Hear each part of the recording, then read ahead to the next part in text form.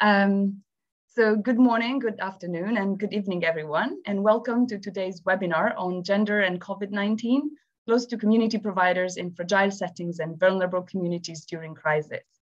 My name is Maria Bertone, and I'm a lecturer at Queen Margaret University in Edinburgh, and I'm the vice chair of a thematic working group on health systems, of a system global working on health systems in fragile and conflict-affected settings. I will briefly introduce the TWG FCAS now before handing over to Jo, who is the chair of today's webinar. I would ask Nanuka to share the slides, please, now, if that's possible. Thank you. Thank you. So the TWG FCAS is one of the 10 thematic working group of the HSG, and it has been active since 2013. And today it's an active group of more than 1,500 members that aims to connect and engage with a range of actors, including researchers, policymakers, donors, practitioners, health providers, educators, civil society, and the private sector, with the aim to advance health systems research in fragile and conflict settings. We want to create networks between different actors, share knowledge, information, resources, and promote advocacy for health system research in FCAS. Next slide, please. The group is managed by a steering committee, which is led by Egbert Sondop, and is supported by an expert advisory group. More information is available on our website, and members and every one of you are very welcome to contribute to the TWG with ideas or supporting specific activities. We encourage you to get in touch with us with the email that is provided in the slide. The TWG FCAS communicates through a LinkedIn group and a Google group. Many of you might already be a member of one or the other, but we really encourage to join every one of you to join both groups. And we will be sharing this slide with the active hyperlinks for you to do so that you can join our groups. Next slide, please. Today's webinar, it's on, as I said, on gender and COVID-19, focusing on close to community providers in fragile settings and vulnerable communities. And it's part of a series of activities that we have planned this year, focusing on 3 themes. The first theme of the TWG is on health system governance in fragile settings. And we had a webinar to kick off the reflection on this theme last Monday, which you will be able to access at this link. The registration recording would be there.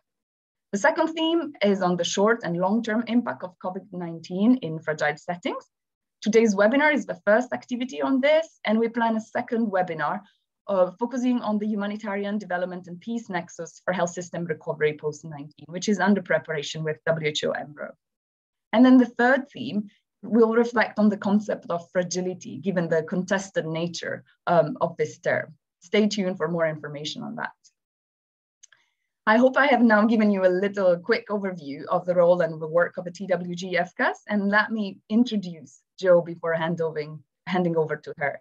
So Dr. Jo Raven is a health system researcher at the Liverpool School of Tropical Medicine, and she's a co-research director of the Rebuild for Resilience research program that is looking at health systems in fragile and shock-prone settings. She has worked as a nurse and as a midwife in many low-income settings, and this has inspired her research work about health workers and health systems, as you will see today.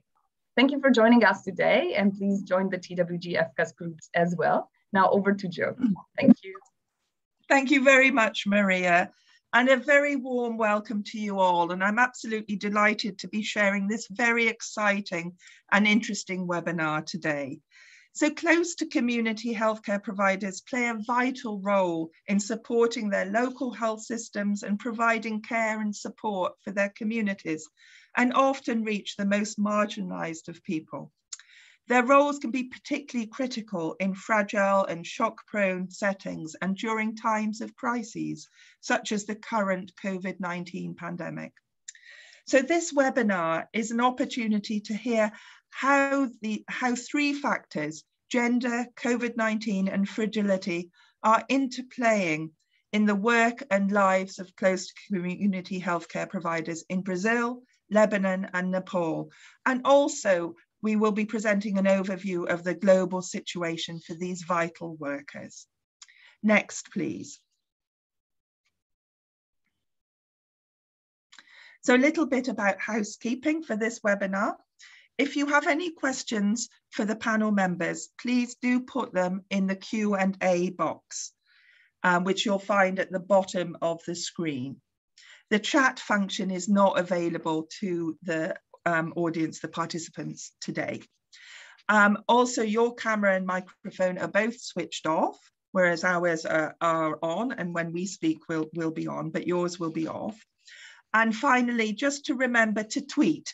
Okay, my colleagues in the Rebuild for Resilience team are tweeting as we speak. So they love to hear from you. So please join us in tweeting as well. So next, please. So I just want to show you a little bit about the program. We kick off with Rosemary Morgan, who will give us an overview from the global literature on gender, health workers, and COVID-19. Then we move to Brunah Schall, who will talk about public health professionals in Brazil during COVID-19. Ruham Yamut will then focus on close to community providers during COVID in Lebanon. Abriti Argyal will provide a picture of the female community health volunteers and their work during the COVID pandemic in Nepal. I will take short questions for clarification after each presentation. So please do put these in the question and answer box when they appear in your head. But I will keep any larger ones to the question and answer session, which will happen after all the speakers. But then finally, at the end of the webinar, we're delighted to have Silky Starb, who will discuss the key points from the presentations and present the UN Women's Feminist Plan for Sustainability and Social Justice. So next, please. So let me introduce Rosemary. So Rosemary Morgan is an associate scientist at Johns Hopkins Bloomberg School of Public Health in the Department of International Health. She works as a gender specialist on a number of health and health systems projects, including leading the Sex and Gender Analysis Core for the NIH-funded Sex and Age Differences in Immunity to Influenza Center, is a co-PI on a project exploring the gendered effects of COVID in Bangladesh, Kenya, Nigeria, DRC, and Brazil, and works on the health workforce as well, understanding and supporting the experiences of women health workers during COVID-19. She also coordinates an international gender and COVID-19 working group. So absolutely delighted to have Rosemary here. So over to you, Rosemary. Thank you very much. Thanks, Jo, and welcome. I'm delighted to be here today to share some thoughts about healthcare workers' experiences during COVID-19 more broadly. So next slide, please. So next slide. So as Jo mentioned, the project I will be really drawing from today is this one on understanding and mitigating real-time differential gendered effects of COVID-19 outbreak. And this is actually a project, a combination of 3 different projects really exploring similar themes and really providing a comparative case study in a number of different countries. And healthcare workers are a large part of this work. And the work I'm going to be predominantly presenting today is about a review that we did on women healthcare workers' experiences during COVID-19, taking an international global lens. Next slide, please. So why are we kind of here today? Sometimes I start with this slide that says pandemics are not gender neutral, and other times I start with health systems are not gender neutral. I should really be starting with nothing is gender neutral. So, because isn't that the truth? You know, gender shapes every part of our world, the systems and structures in which we live, our interpersonal relationships, and our own personal identities. And I, in my work, really take a lens that, looking at the health system, looking at the inputs into the health systems and the processes within the health systems and how they can be made more gender equitable. Because how can we expect gender equitable outcomes if our systems and processes themselves are not gender equitable? Next slide, please. So we're here today to talk about healthcare workers, particularly women healthcare workers, because they are the drivers of health. Women make up over 70% of the 200 million workers who contribute to the health and social sector worldwide. They deliver around 5 billion care to 5 billion people and contribute around 3 trillion annually, half of the form in unpaid care. So women make up the majority of the health workforce, but in some categories, they make up even more so. So nurses, midwives, and community health workers are close to community providers. Next slide, please. So who are close to community providers? Joe touched upon this a little bit. So the key things I just want to emphasize here is that there's a variety of different types and different roles, and often are referred to as community health workers.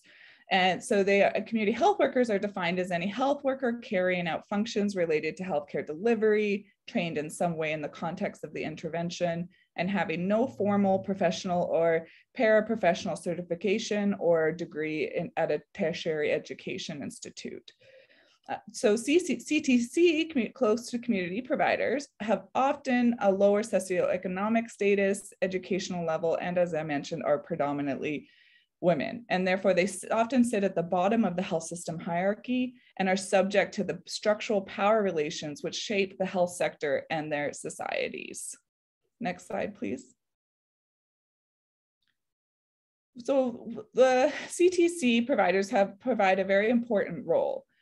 They provide promotional, preventive, curative health services, are often the first point of contact. They often have direct contact with communities, and they are playing a very important role in COVID-19. The sharp increases of COVID-19 caseloads are overwhelming health systems all across the world, and in countries particularly that are facing shortages of health workers and supplies. And then often community health workers are stepping in to play that pivotal role and to fill that gap. Next slide, please. So now I want to turn to the review that we did, where we looked at women healthcare workers' experiences during COVID-19 particularly. Next slide. These were the objectives of our review. We really wanted to understand the gendered effects of crises on women healthcare workers' mental and physical health. So we didn't just look at COVID-19, we looked at crises in general. And then how does this affect healthcare worker supply and quality of care? We looked at measures to support healthcare workers during this time in order to provide guidance and recommendations about moving forward. How can we build back better, have a sort of that feminist plan, gender responsive plan. Next slide. Here are our methods. I'm not going to go into these in detail, but I just wanted to put them up so you had an idea of what we were looking at. We did have some key framing. Particularly, we were interested in studies and work that focused on women or, disaggregated their data by sex and gender, and then focused on the gendered effects of crises on mental and physical health, because we were looking and interested in those differences. Next slide. We found 78 articles in total, and just some things I think are really interesting in this group of 78, that there was a lack of attention paid to gender and the health workforce during times of crisis prior to COVID-19. So by crises, I mean it could be earthquakes, other pandemics, different tsunamis, like natural disasters, so all different types of crises is what we looked at. So 83.3% of these 78 articles focused on COVID-19, and 86% of them were published in 2020, which is just really interesting and shows the lack of attention before COVID-19 on these critical issues. We did find a substantial gap in research around the experiences of women and healthcare workers in low and middle income country settings. A lot of the work is coming out of high income country settings. and really found only one article on community health workers. So I'm really excited about this webinar today and about the research that's going to be coming out to help fill this important gap. Next slide, please. So here is an overview of the experiences of women healthcare workers, and a lot of this I don't think much of this is surprising. You know, during disease outbreaks and other times of crises, women healthcare workers were found to experience a higher risk of exposure and infection. I mean, again, the majority of the articles were COVID-19 related to COVID-19, but these were similar patterns across different crises. They were found to experience barriers to accessing personal protective equipment. Particularly, this was true in women-dominated professions like nursing, midwifery, for example. Increased workloads, that's hardly surprising. Decreased leadership and decision-making opportunities, feeling that they didn't have a voice in what was happening and the measures that were being put in place. Increased caregiving responsibilities in the home when schools and childcare supports were restricted. Again, hardly surprising. And higher rates of mental ill health, including depression, anxiety, and post-traumatic stress disorder. So if you think about these, the combination of all of these and the toll that this is taking on healthcare workers, on women healthcare workers, the dual burden that they're experiencing, sort of lack of voice to decision-making, having increased workloads, overall shortage, combined with overall shortages of healthcare workers. Next slide, please. So what are the implications of this for close to community providers? As I mentioned, most of the articles did not focus on close to community providers, you know, which is a huge gap, I think. And there were common findings across the different healthcare worker categories that we saw. We see that COVID-19 is exacerbating and magnifying existing inequities. So when those findings I mentioned previously, some of them were already there, now they're even worse, they're magnified. And as close to community providers sit at the bottom of the health system's hierarchy, which we talked about earlier, it is likely that the negative experiences of these providers compared to other healthcare providers is even greater when you have less power, less voice, less decision-making contributions in what you work, you know, in your work environment, thinking about what the complications of and implications of that are. And it is important that negative impacts of COVID-19 on health providers are addressed for well-being and sustainability of the health workforce. I think a common finding, we're doing primary research in this too, is that health providers are leaving. A lot of them are just deciding not to continue. And what does that mean for the profession, for health systems across the world? And the research presented today is really filling an important gap in the literature. Next slide, please. So I just want to thank the review team, which spans from Canada to the UK to actually Malaysia at the time. So we had quite a great group. So and then there's our website, Gender and COVID-19. Please do visit if you have a chance. We have a lot more resources there. Thank you. Thank you very much, Rosemary, for that really good overview of the situation for health workers during the COVID-19 and really highlighting the lack of evidence about community health workers. So thank you very much for that. And thank you so much for keeping to time as well. Wonderful. Now, any quick questions for Rosemary? And no, there aren't any. So we'll move on then. So now we're going to really be drilling down to focusing on health workers and in different fragile settings. So first of all, we've got Brunah.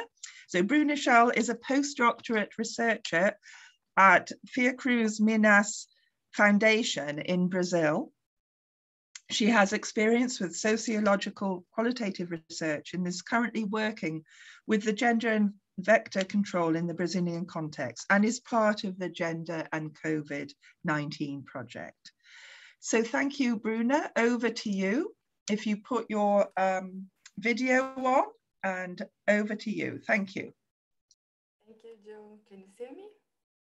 Okay. Good morning. Thank you for the invitation to speak at this webinar. I'm honored to be here.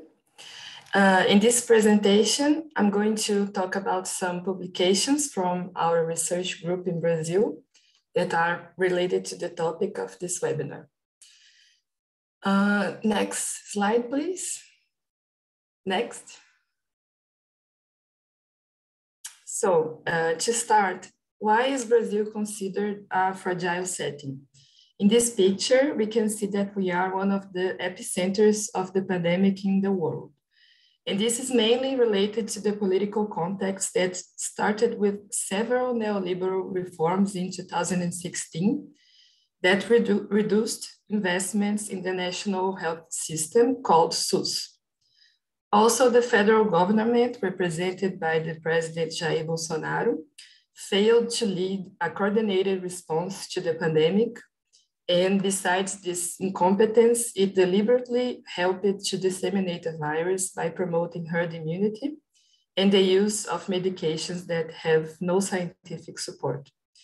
This led to huge numbers of cases that the public health system was unable to support, with the lack of intensive care unit beds and a scarcity of essential supplies for hospital care.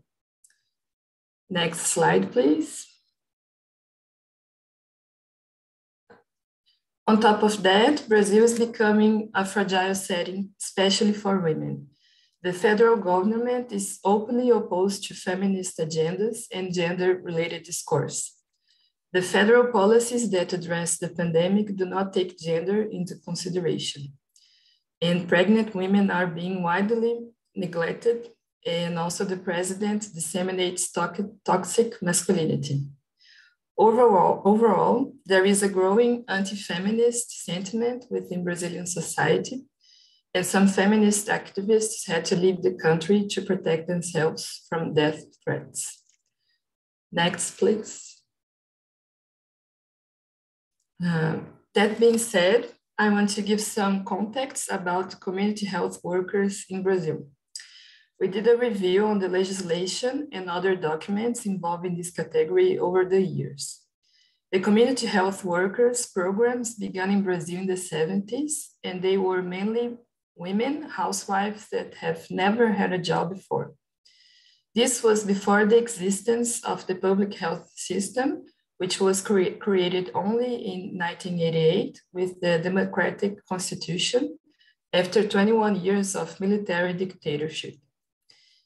In 1991, the Community Health Workers Program was finally institutionalized, and over the years, they were very politically active in claiming their rights to improve their work conditions and salary.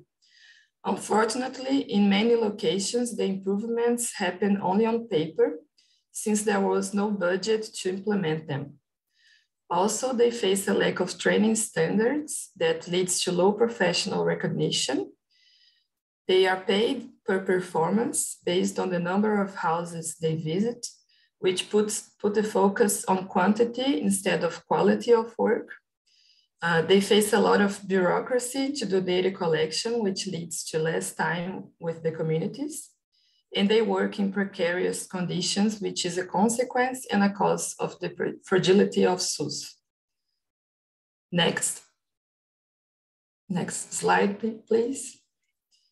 In the pandemic context, the community health, come back, sorry. Yes. In the pandemic context, the community health workers were one of the health professional categories that was most affected. At the beginning of the pandemic, they didn't receive personal protective equipment since they were not considered health professionals. In some cases, they only received them after fighting on court for it. Also, they didn't receive standard training on how to deal with the pandemic context. Each location did it in its own way, which was very confusing for them and for the people they visit, who became aggressive and afraid to let them inside their houses. We don't have official statistics on community health workers' mortality, but from our own research, we saw the infection rates among them were very high. Next, please. In vulnerable communities, the work of these professionals during the pandemic has been even more challenging. We do research in some territories that are called quilombolas, which are remaining communities created by slaves' descendants. And we work specifically with quilombolas in rural settings from Vale do Jequitinhonha in Minas Gerais. They are very isolated communities with few public transportation, bad roads, and no internet and telephone signal. They struggle with difficult access to health, water, sanitation, and employment. In this context, community health workers are essential since they are one of the main connectors between people and the public health system. Some of the challenges they are facing are lack of transportation and training, dealing with domestic violence, and lack of water to prevent passing the virus to their family. Here are some quotations from a quilombola woman that is a community health worker. About training, she said, I started not knowing anything in the dark. About transportation, I do the visits by foot or I pay someone to take me with my own money. About domestic violence, they ask us not to go further. Sometimes you say, I will arrange a psychologist for you, okay? They say, no, I don't want that. I just want to talk to you. About the lack of water. Without water, how are we going to wash off the virus so we can have contact with our children, right? Next slide, please. So finally, I want to present briefly our paper about gender and race on the front line. We analyzed data from an online national survey conducted from September 15 to October 15, 2020, which had 1,263 answers from health professionals of SUS. The results showed that Black women healthcare workers are the group which suffers the most direct and indirect consequences of the pandemic in all the categories we analyzed, which were access to resources, institutional support, mental health, and harassment. So to end my presentation, I leave you with these two quotes from them that show the neglect with this category, and especially with mothers. It is frustrating and humiliating for you to be a health professional and see everything whilst there is no safety at work. The tests are done for those who least need or do not need them at all, with employees at the end of the queue. That is humiliating, the total neglect, and the total neglect discourages us. And the other one, COVID shifts were not negotiable and the managers lacked understanding as to the difficulty of dealing with a child with no school. Next, please. So thank you, and I would like to thank you, Wellcome Trust, the Ministry of Science, Technology and Communication, the COVID-19 Humanities Network, the Gender and COVID-19 Project, and also Fiocruz. Thank you. Thank you, Brunah. That was wonderful to hear that about your research. So much research that you're doing in Brazil about these health workers and close to community providers as well. Thank you very much. So I think we have got one question in the Q&A, but it's quite a broad one. So I'm going to keep that one for the question and answer session. But I don't think there are any for points for clarification at the moment. So please, anybody, please start writing your questions in so that we can have a really good discussion in that question and answer session.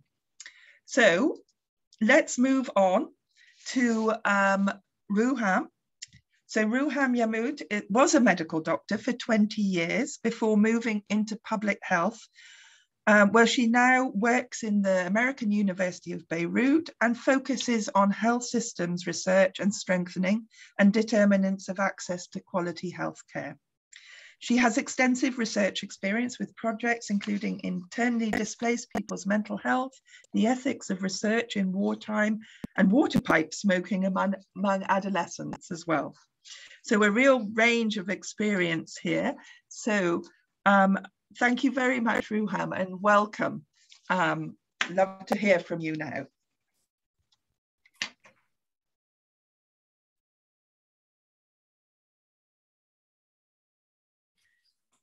Thank you very much.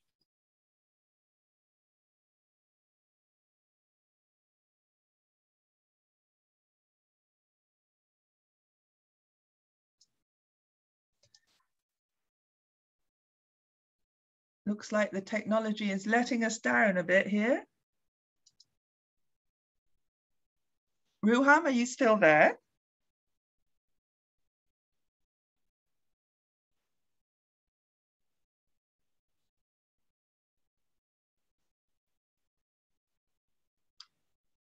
Ruham?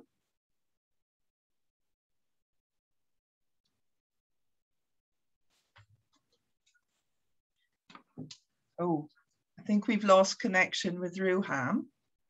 I know they're having a lot of problems in Beirut at the moment with fuel, etc. So, okay.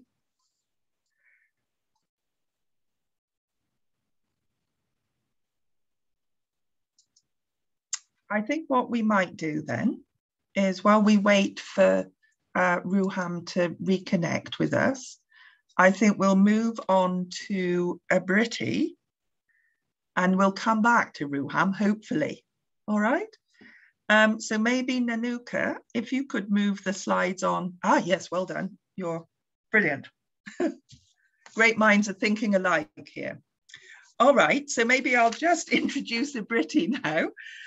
So Abriti is associated with Herd International in Nepal. She's got more than a decade experience in the area of health systems and social research, with a specific expertise in implementation science and applied research. She's led a number of research projects using qualitative research, participatory action research, health policy and systems research, and using a gender and intersectionality approaches. Right, well, thank you very much, Abriti, and over to you to hear about your experiences of close to community providers in Nepal during COVID. Thank you. Thank you, Uzo. Namaste everyone and good afternoon. So today I'll be talking about findings from one of our study where we actually explored gender experience of close to community providers during COVID-19. So particularly female community health volunteers in the context of Nepal who have been of great help and great support in the context of COVID-19. Next slide.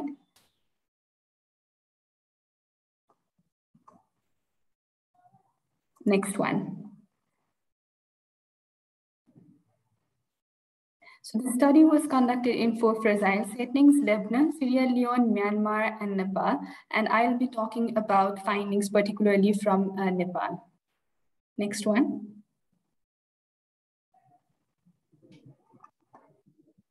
So to start with Nepal's health system, Nepal is in early years of federalization with 3 tiers of government: federal, provincial, and local government, where the roles and responsibilities are devolved to local authorities, because of which providing basic health services lies as a major responsibility of local health system. So FCHVs are one of the key allies in the health system, helping local government to deliver primary healthcare services at the community. Thus, in this study, we are focusing on female community health volunteers as close to community providers working in the community. So who are female community health volunteers? Can we move to next slide?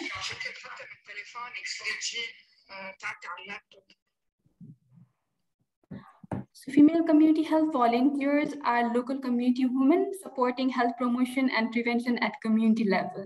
Since 1988, they have been working as acting as a frontline health resource and bridging the gap between community and government health services.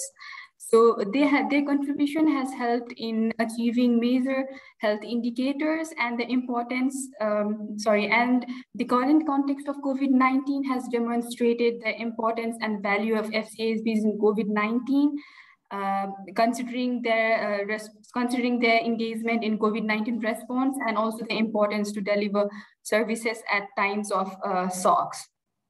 So considering this, the engagement and importance, the national guideline calls FCHVs to be part of COVID-19 response in coordination with the local government. Next slide. So we use 3 methods in this study: document review, interview with female community health volunteers, key informant interview with local stakeholders, which actually included local stakeholders from municipality, FCHV supervisors, COVID-19 focal person, among others. And we further used framework analysis approach to analyze the data. Next slide. The analysis approach was further guided by Morgan's gender framework and Steve's CTC and gender framework, which helped us to better understand gender power relation and gender norms guiding the roles and responsibilities of the FCHVs, that is female community health volunteers. Next one. Moving on with the findings and considering the role of female community health volunteers at the community. Next one.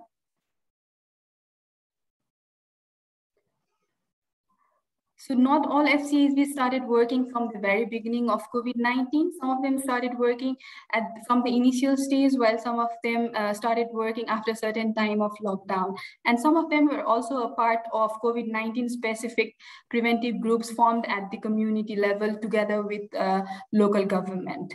So there was layering of role where FCHVs were performing regular roles related to awareness raising and health education, family planning services, antenatal and postnatal services, in addition to other COVID-19 roles such as raising awareness about maintaining physical distance, using masks and others, and also distributing hygiene kits, PPE, and also help in tracking, screening, and following up COVID-19 patients. So they also supported in home quarantine and also supported other people working in COVID-19. And the reason that they were able to take up these roles were the existing relationship, social recognition, community trust that they have gained over years in the community, and which actually helped them contact individuals and members in the community.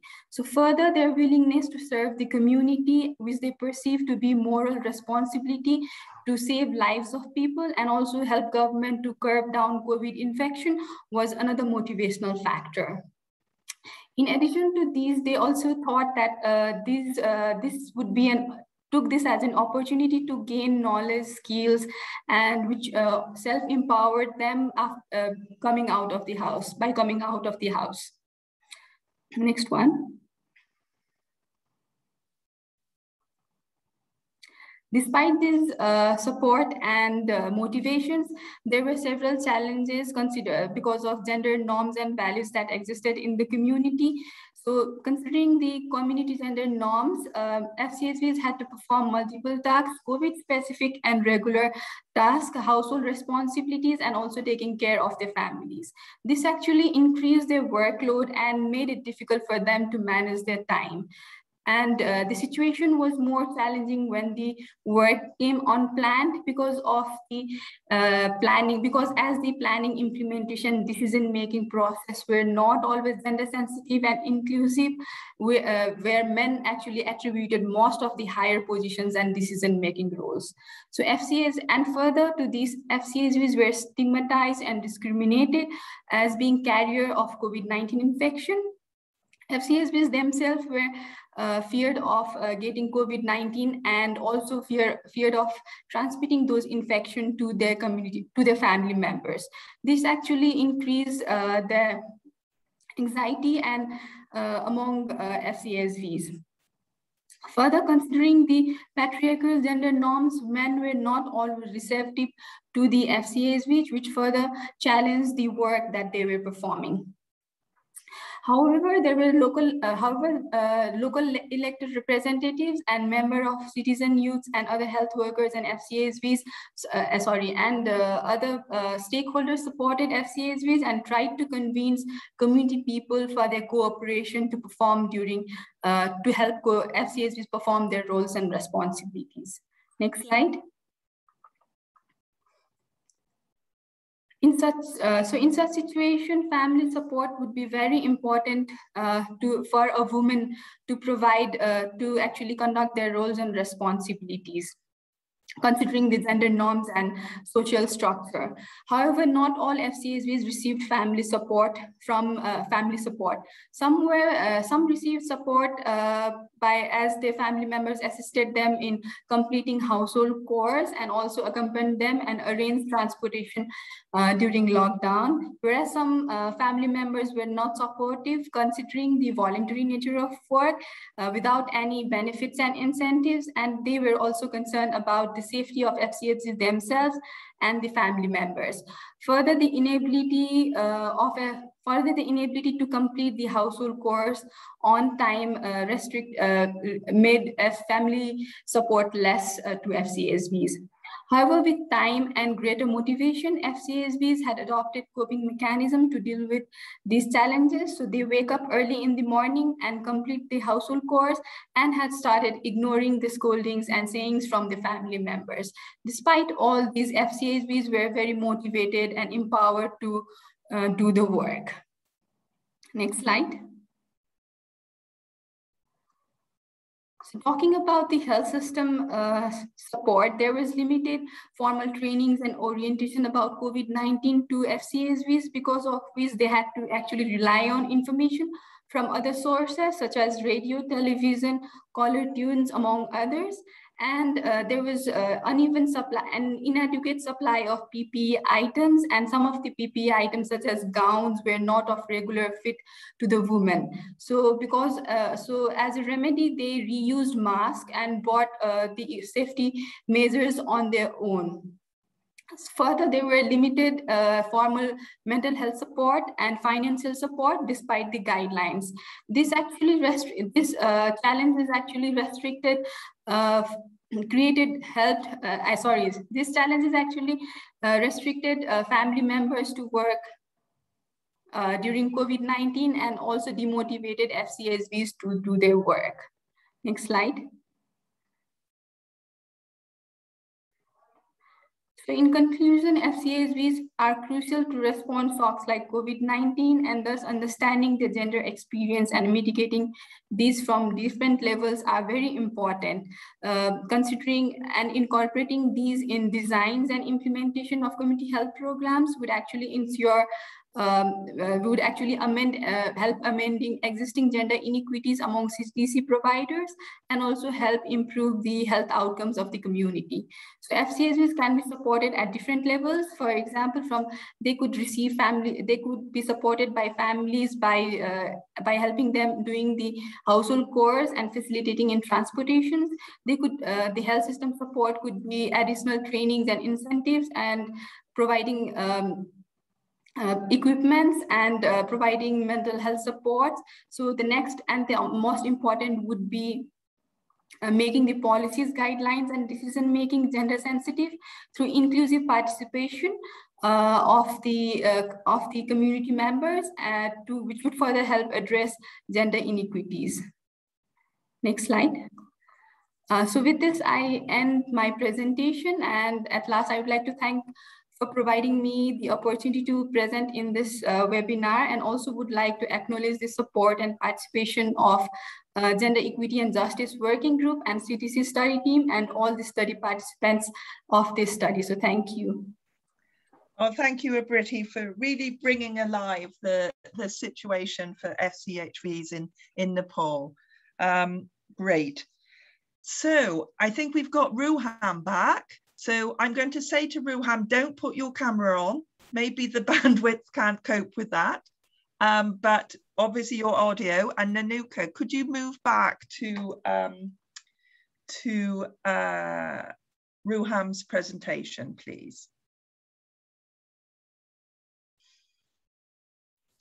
And everyone just keep putting the questions in. I'll keep them for the question and answer session. Thank you. All right, over to Ruham. Thank you. Okay, thank you. Waiting for the slideshow to start. It's on there. Okay, great. So please move to the next slide, please. This presentation is about a case study of Lebanon. As you know, maybe Lebanon is undergoing a multi-crisis period and can be considered as a failed state. Without going into more details, I can tell that besides the sanitary crisis due to COVID-19 pandemic, we are living an economic, financial, political, social, and security turmoil with a state completely disengaged from proposing and implementing needed measures. Next slide, please.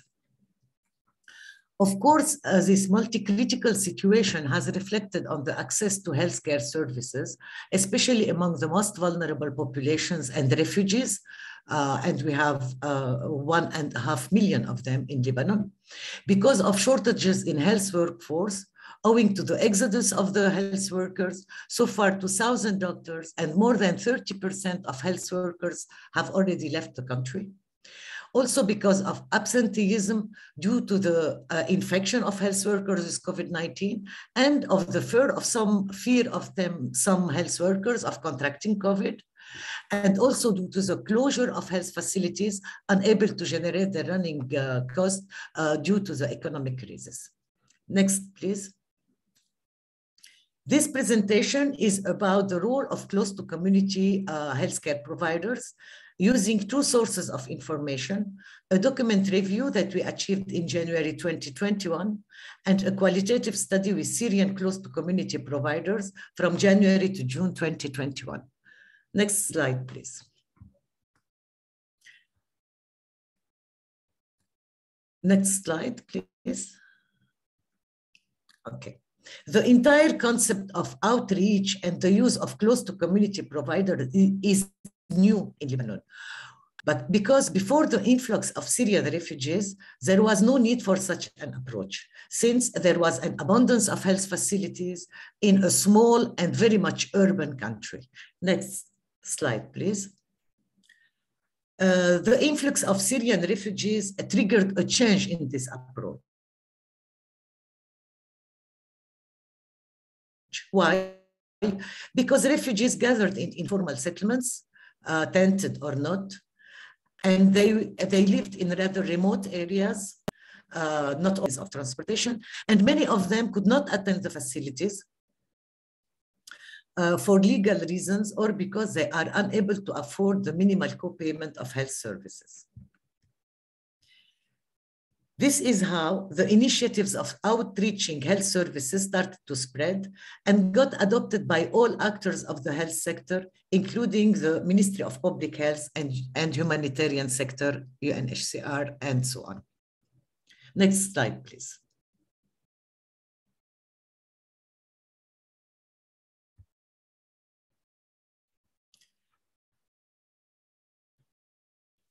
Who are the close-to-community providers in Lebanon?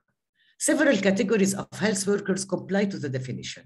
We have the auxiliary nurses in community health centers, who are the closest health workers to serve particular communities. And we have the outreach teams, including healthcare providers, health educators, midwives, field workers of UN and non-governmental organizations.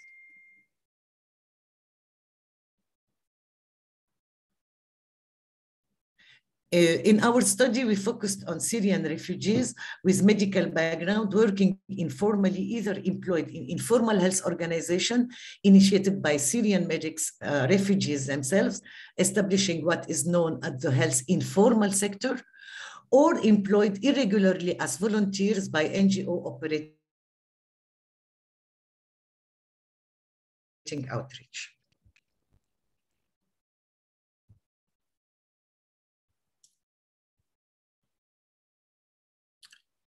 Ya Allah.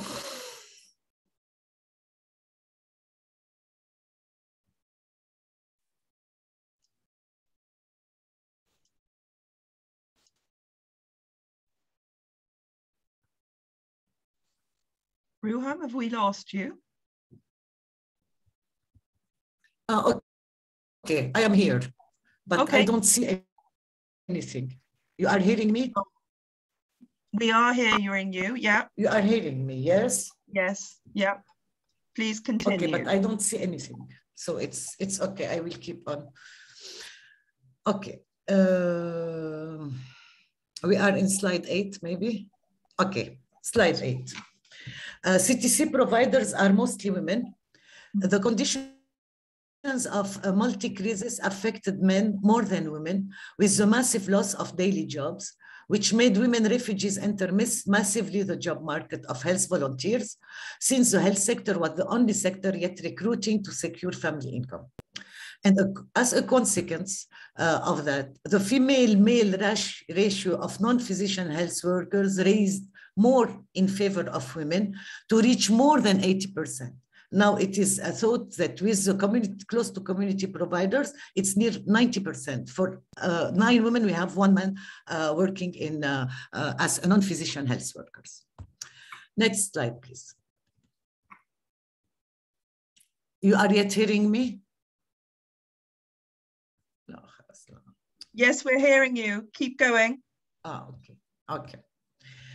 Okay, so I see back this. Okay. CTC providers took in charge the majority, to not say the totality, of tasks pertaining to COVID-19 response in some regions of PK. They were the sole healthcare providers to Syrian refugees living in informal settlements, because the humanitarian and official health action had shortfalls in those regions and did not address them at all.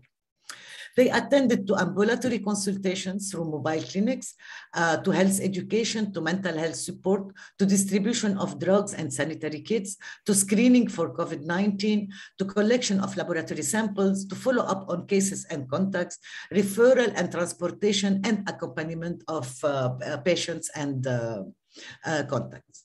And currently, the close to community providers are involved in helping people register on the COVID-19 vaccination platform. Next slide, please. In reality, the role of Syrian close to community providers was crucial in the response to the pandemic.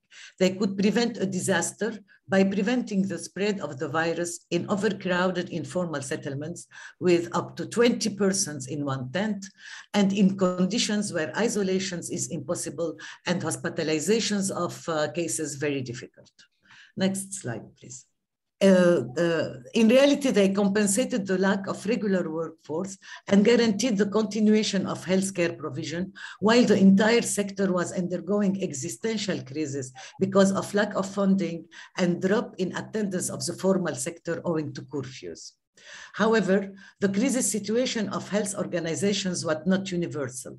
Around 20% of community facilities were not affected because benefited from extra support on the part of IMC, an international NGO, and the Ministry of Public Health, but not others. So the access to healthcare services started to depend on the region where beneficiaries live.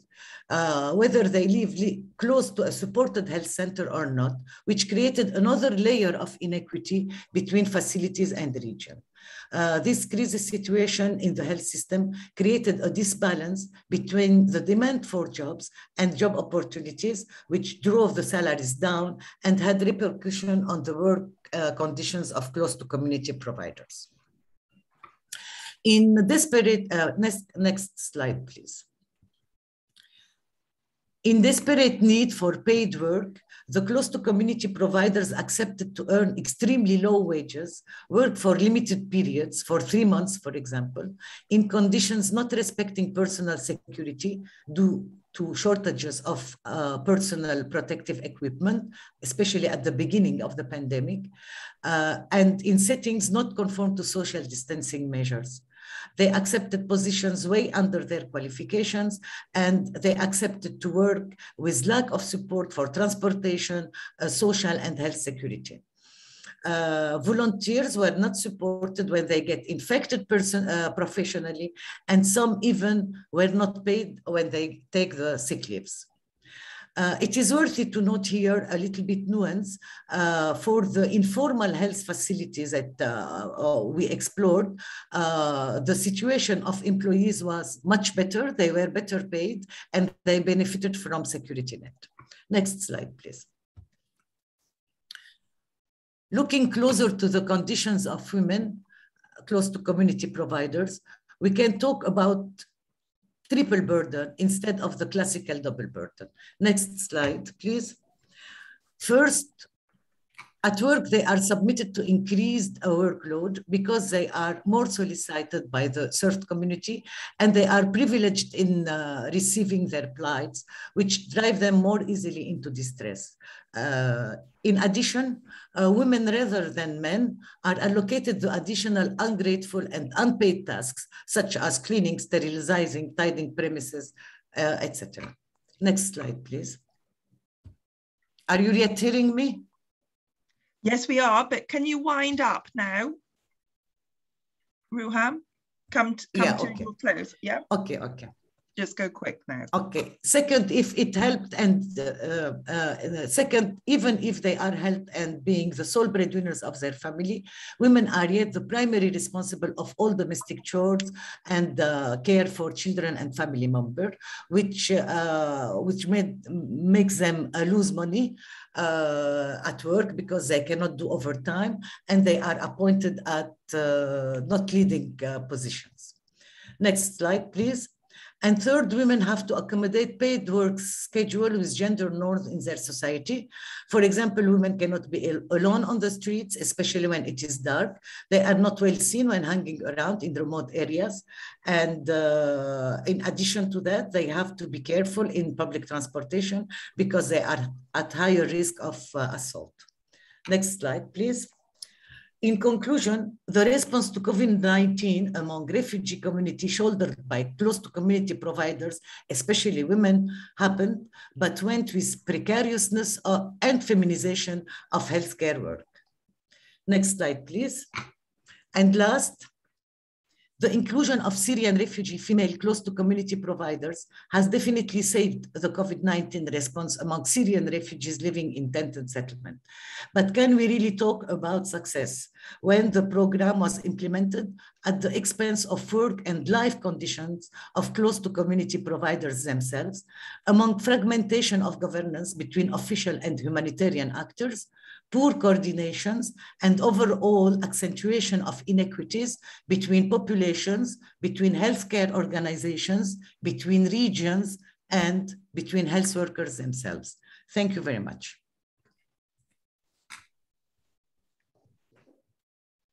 Thank you so much, Ruham, and thanks for bearing with all the technological issues there. But great to hear from that really specifically very fragile setting of Lebanon. So now I want to open the floor up to questions from the audience, and we've got a few in the panel here in the question and answer session. So please do keep putting them in. And the first one is about from Innocent here. And he wants to ask about, we can see differences in CHWs around the world. What about incentives? And I think this is also important in the COVID-19 context. So I wondered whether, Abriti, I might ask you to say something about the incentives that FCHVs, and anything about the incentive package for FCHVs in Nepal. I wonder if, can I put that question towards you? Or to anybody else who wants to answer. Brunah, maybe. I was like on mute.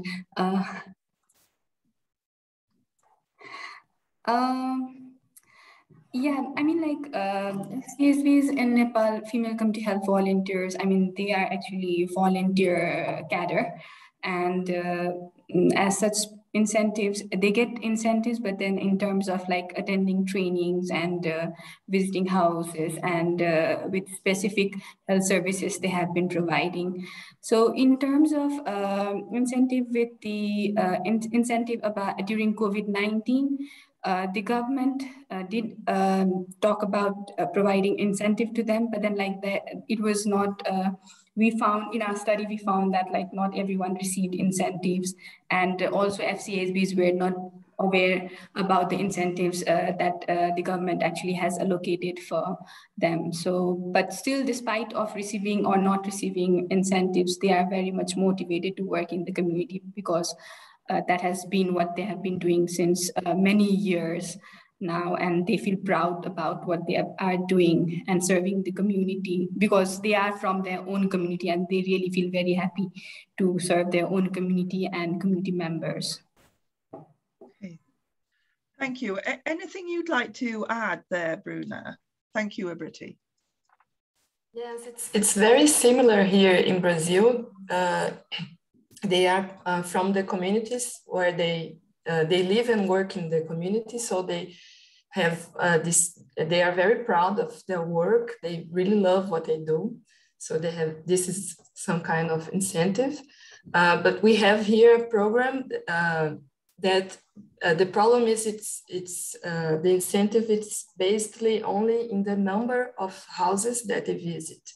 So this put too much pressure in quantity. So they say that it should also look at the quality of the work they are doing, because sometimes they need to spend a lot of time in just one house, and there are no way to evaluate this, only the number of houses. So they can receive an extra based on this productivity. But the main incentive, I think it's this love for what they do and feeling proud about their work, because the payment is really not good enough. That's it. Thank you, Brunah. So that intrinsic motivation that really people are drawing upon, but maybe it's kind of a way of sort of kind of abusing people's good nature to continue to do those works, isn't it? And that really brings me to a question that Priya Das and also Silky have really put forward, that whether CHWs have mobilized in these contexts to challenge the poor working conditions and pay that they face, and whether COVID has spurred that or made it harder, and whether they find support among or can build alliance with the more privileged workers within the health system. So I wondered if anybody wanted to talk about that as well.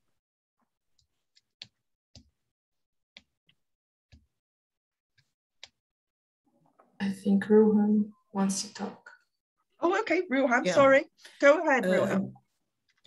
Okay, I wanted to tell something about in the same direction that you were mentioning, Jo. I think there is a kind of consensus that they are trying to manipulate healthcare workers and tell them they are heroes, etc., to be able to pay them less and to be able to keep the organization thriving within the crisis at the expense of the working conditions and the living conditions of those health workers. And we need to be careful about that. Okay. Okay, and I wonder whether, coming back to that other question, was whether, the situation of COVID, has that really helped at all to create any way of supporting CHWs to challenge the working conditions that they're in and the poor pay that they receive? Are there any examples anywhere in the world? I mean, Rosemary, maybe have you seen anything in your kind of document literature review about that? Yeah, unfortunately in our literature review, not. I mean, the fact that it hasn't been a lot of research on close to community providers and gender that we found that took that gender lens and really like was looking at the experiences of women is a really big gap. And I think it's a huge opportunity that those of us who work in this space can fill. And I mean, we do often are talking about how COVID-19 has given us, and like it's really given us an opportunity to think about how we might be able to redefine inequitable systems and structures. And I think that really needs to be at all levels, including at the bottom. So, you know, and I think it's also in terms of healthcare workers really shown even more so the vital role that healthcare workers play in times of crises. I mean, look at our literature review, the fact that almost all of the articles were published in 2020, and and other crises were pretty much ignored, and that includes Ebola and Zika. Like there just wasn't a huge amount. Something about COVID has really brought attention to this issue. It's brought attention to the role of healthcare providers, and I think this is an opportunity that it can be used. We could use to question the current status quo and that things aren't working and demand better. But I mean, I'd be interested to hear from the other panelists who are living and working in these contexts, how they see that playing out on the ground, and if it's something, is it realistic really? So anybody from the Brunah or Abriti or Ruham, anything to add there from your experiences of working on the ground? Of any actions or, yeah, go ahead, Brunah. In Brazil, the community health workers, even before the pandemic, they are very mobilized. That's why they conquered so many. They were able to conquer a lot of rights here in Brazil. The problem is implementing these rights that they are able politically to conquer, but the implementation fails. For example, the situation with the protective equipment, the mobilization was successful in making sure that they received this, because they weren't receiving in the beginning of the pandemic. But in terms of salary, still they are still struggling, and yeah, I think they receive a lot of recognition, but only not it's not materialized. It's only symbolic. Thanks, Brunah. And Ruham, you have your hand up. Go ahead. Yes, in Lebanon, there was no official measures. The formal health sector and the formal funders and governors were very much focused on institutions, on health institutions, to keep the health institution thrive and resilient. However, we had some kind of solution. It is the emergence of the informal health sector that was established by the refugees themselves. And here the balance between employees' rights and the health workers' rights and the response to the needs of the community was much more equitable. And I think it is the way forward to let the communities themselves resolve this kind of issues, and they will surely find solutions much more equitable than the official sides. Thanks, Ruham. I'm just going to take a couple more questions here very quickly, so brief answers, please. So there's one question here for Abriti. How would you recommend community to adjust their attitude towards women, towards working women in these areas? Yeah, over to you, Abriti. How would you do that? Yeah, thank you for this very interesting question. And probably I feel like, as I mentioned in the last slide of my presentation, that is making the decision-making and planning process very inclusive, and also including women and so that like their voices are heard and are, acknowledged, would actually be one of the, I think, important aspect or important step to actually change the community attitude towards working women and also include their voices. Because I think it's kind of because of the existing patriarchal norms, everything is considered very normal. Like it's women's responsibility to like look after the households, and if they are interested, they can work, but if not, that's fine. It's men's responsibility to go out of the house and earn for their family. So it's kind of like even women know that they are living with this situation, but then they take it as a normal thing, and they probably sensitization would be very important to actually to say that, okay, this is not absolutely a normal situation. Maybe there needs some balance, and maybe there needs an opportunity where women themselves can engage in these processes. So yeah, I think that's I hope it answers the question. Thank you, Abriti. That's great. That's right. I think I'm going to have to stop these very interesting questions and discussion that's going on. Maybe we can continue this offline later. It's great to have all that. So, because I've got the last bit of the session, which is the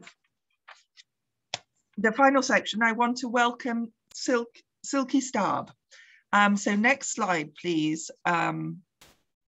Okay, and I just say that Silky is a research specialist at UN Women in New York and co-author of several of the organization's flagship reports, including Progress of the World's Women, Women's Rights in Review 25 Years After Beijing, and Beyond COVID-19, a feminist plan for sustainability and social justice. Over the past year and a half, she has co-led the conceptual and methodological development of the UNDP UN Women COVID-19 Gender Response Tracker, which monitors pandemic response and recovery measures from a gender perspective. Silky holds a PhD in politics from the University of Manchester and has published widely on gender, social protection, and childcare policies. Before joining UN Women in 2014, she worked for different UN agencies and non-NGOs, including the United Nations Research Institute for Social Development and the Economic Commission for Latin America and the Caribbean. So we're absolutely delighted to have you here, Silky, and over to you to hear from you. Thanks, Jo, and thanks to all the previous presenters and for having me here. It's been a real pleasure to listen and learn from this research, which must have been conducted under very, very challenging conditions. So congratulations for getting it done, and also for the really interesting findings. I've been asked to provide closing remarks. And so what I'll do is reflect a little bit on the points that previous presenters have made and place them in the context of the broader global care crisis that COVID-19 has both revealed and exacerbated. And to do so, I draw on the report that Jo already mentioned, Beyond COVID-19, a feminist plan for sustainability and social justice, which highlights the plight of close to community providers during COVID-19 as one of the many interlinked manifestations of this global care crisis. Next slide. So the case studies really focus on the intersections of COVID-19, gender, and fragility. And one of these intersections has to do with the persistent neglect of care work, whether it is paid care work, unpaid care work, or somewhere in between, as is the case with many of the community-based care providers who, as we've heard, may be paid small stipends or incentives or nothing at all. Women, particularly those who are already disempowered, pay a high price for this neglect. And the case studies reveal, in all the case studies really reveal that this experience of disempowerment is shaped both by women's position as workers at the bottom of the health system pyramid, as well as by their position as default unpaid family caregivers at home. The case studies center on healthcare in fragile settings, and there are certainly specificities to fragile and conflict affected settings and to the health sector, but the fragility of care arrangements extends to other sectors and to other contexts. It is systemic, as we show in the report, even in countries that are considered relatively stable. So if you take Canada or the US, for example, where COVID ravaged through nursing homes last year, the high death rates among nursing home residents in these countries have been attributed to longstanding structural problems in the long-term care sector, including infrastructure deficits, poor working conditions for frontline care workers, high turnover rates as a result, as well as dependence on private for-profit providers with a lack of accountability and oversight. I therefore really like Brunah's framing of Brazil as a fragile setting for women. I think few, if any, political scientists would consider Brazil a failed state or a fragile state in the definition of the word, but it's definitely has been failing women and failing to uphold women's rights during the pandemic. Next slide. So as I indicated at the beginning, our feminist plan for sustainability and social justice takes a broader systemic perspective on the care crisis to then provide a roadmap for gender responsive recovery and transformation.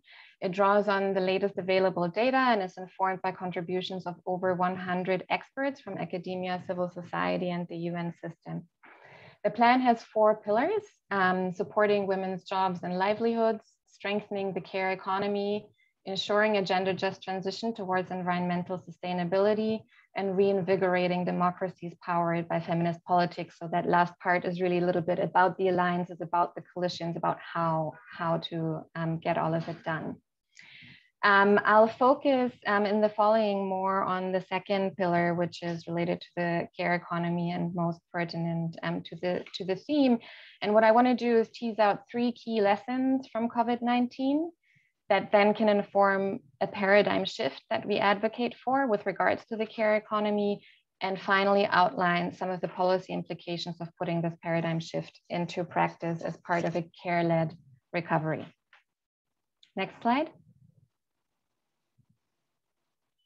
So the first lesson, which also comes through clearly in previous presentations, is that while the pandemic has raised social recognition of paid care workers, particularly those in the health sector, as essential, the economic penalties and occupational health and safety hazards associated with this work have remained largely unaddressed. And I was reminded just now when the previous presenters were answering the questions in the US, there was an image of a nurse that went viral during the pandemic, holding up a sign saying, "Don't call me a hero, I'm being martyred against my will." And so, but even before the pandemic, what we knew is that across countries, care workers in the health sector and in other sectors face wage penalties, meaning that they receive lower wages than workers in other sectors who don't do care work, but have a very similar profile in terms of their educational requirements, their experience, and so on. During the pandemic, researchers in the US found that essential care workers in health, education, social services earn significantly lower wages than other essential workers in law enforcement, transportation, and retail. And care workers were also less likely to receive hazard pay, even as their exposure to COVID was more frequent and direct than for other essential workers. Similarly, as you have shown in your case studies, it's not uncommon for community health workers to be paid either minimal stipends or nothing at all. Workers have not been paid extra for the extra work, and sometimes even had to spend their own money on transport or PPE. The second lesson that COVID has taught us is how structurally fragile most care arrangements are. Public care services, health and other, child, long-term care, wherever we're looking, are chronically underfunded. Accountability and oversight is weak, and this increases the vulnerability of care systems to shocks like COVID. I already mentioned the case of nursing homes in North America. Brunah, I think, makes a similar point about neoliberal reforms in Brazil that have undermined the national health system prior to COVID. And another thing that we show in our report is with regards to childcare, where in many countries from the UK to the US to South Africa, childcare provider infrastructure has been so weak that it really hasn't been able to survive the pandemic in many cases. Support for the childcare sector has been very weak, particularly community-based childcare providers, which share many characteristics with community health workers in countries like South Africa and India. Have been hit very, very hard, often not covered by unemployment insurance when the centers had to be closed during lockdown and so on. And there are real concerns that many of these centers won't be able to open with potentially lasting effects, also for working mothers who rely on these centers to return to work. The final lesson is about unpaid care in families and communities.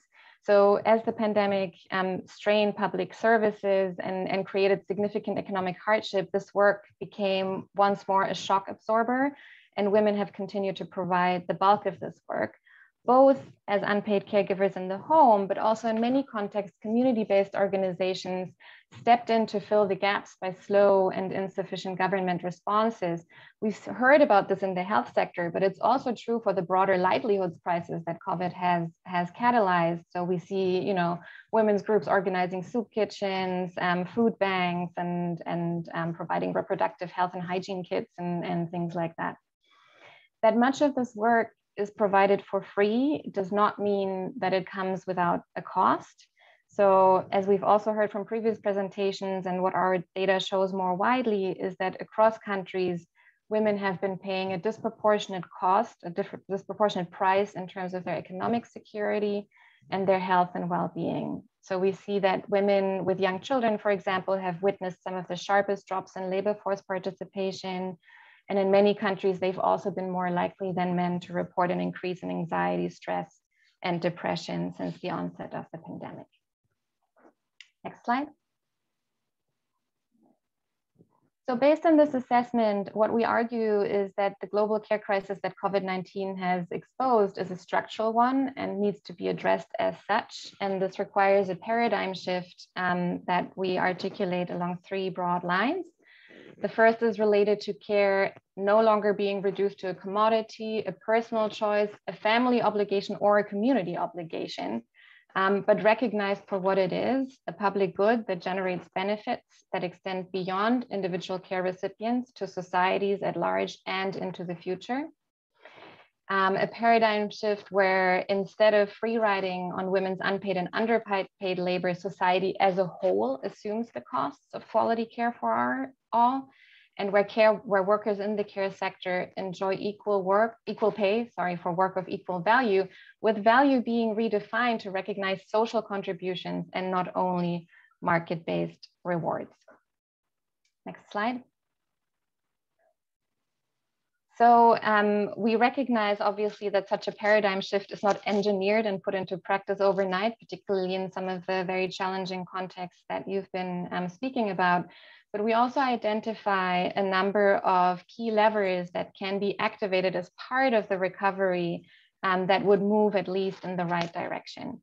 The first is financing. We make a strong case for public investments in the care sector, not only for the sake of the care sector and for social justice and for human rights, but also because these investments can boost recovery, they can create jobs and address persistent care deficits.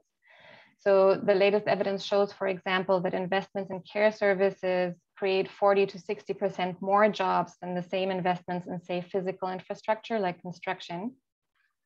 And this is something that we've heard feminists pick up strongly, talking about basic social infrastructure. We've also seen, for example, Canada and the US recognizing this by proposing large spending packages on that infrastructure, including child and elder care, and also several countries in Latin America committing to create integrated national care systems. The second lever is partnerships, and we focus here in particular on the need to empower community-based care networks like those that were the focus of your studies to deliver care services that are attuned to the needs of local communities.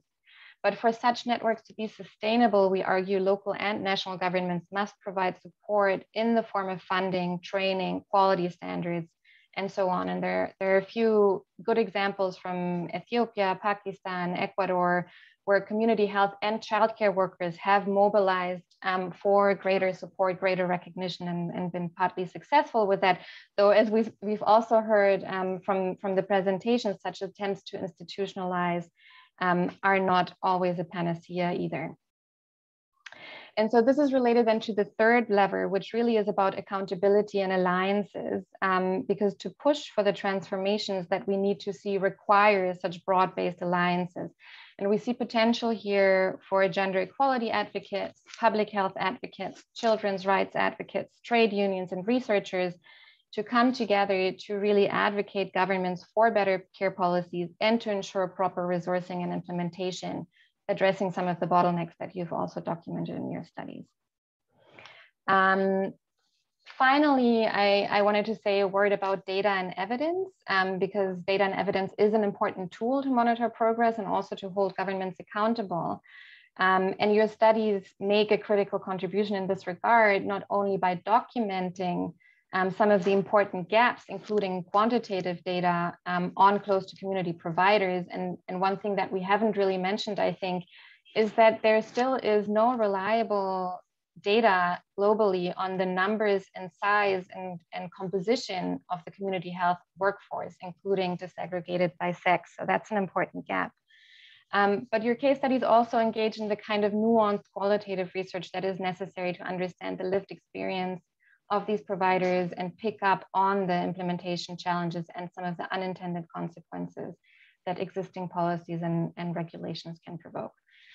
So let me close by congratulating you on this really important research project, and I'm looking forward to reading the final reports and hope they can also inform our work here at UN Women. Thanks very much. Oh, thank you, Silke. That's wonderful to bring all of those different things together into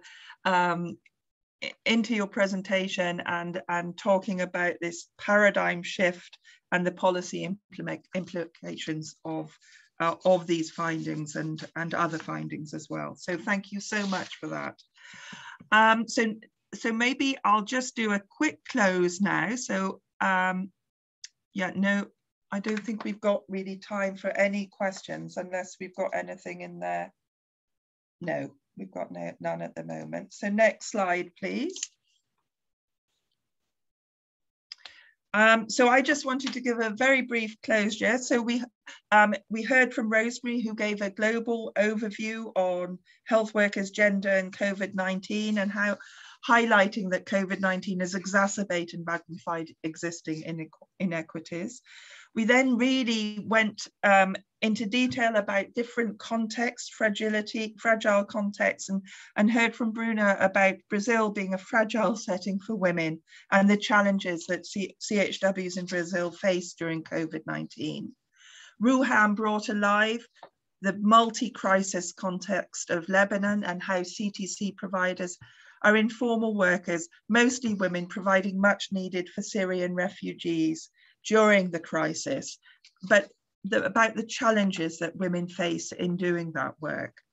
Abriti also highlighted the important role that female community health volunteers play in the COVID-19 response, and their experiences and challenges are shaped by existing gender norms and challenges, and the critical importance of understanding these to make programs better serve the communities as well as look after these health workers.